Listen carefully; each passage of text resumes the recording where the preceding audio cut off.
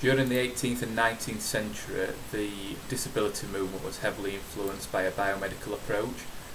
So rather than focusing on the person and considering societal and environmental impacts as disabling factors, it was all concerned with treating the condition, the disease, the illness. After World War I, which was 1918, there was a need to rehabilitate war veterans who had suffered mental and physical trauma at war.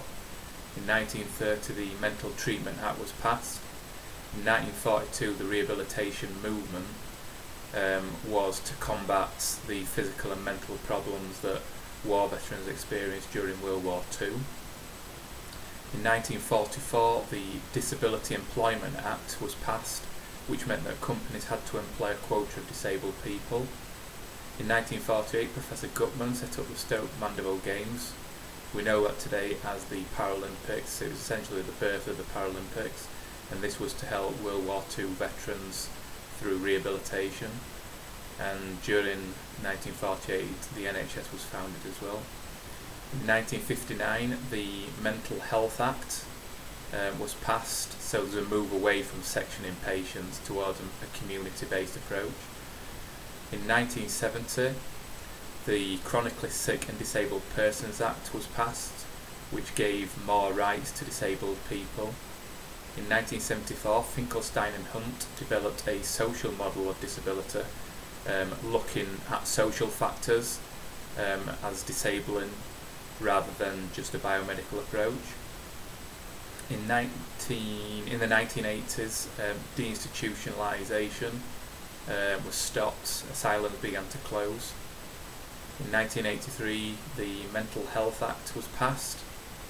1992, Disability Living Allowance was introduced to help disabled people.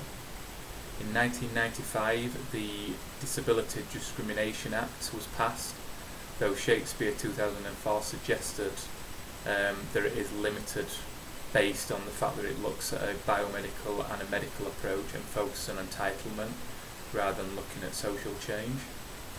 In 2001, the Special Educational Needs and Disability Act was passed, which made it prejudice, which was extended to educational providers against disabled people.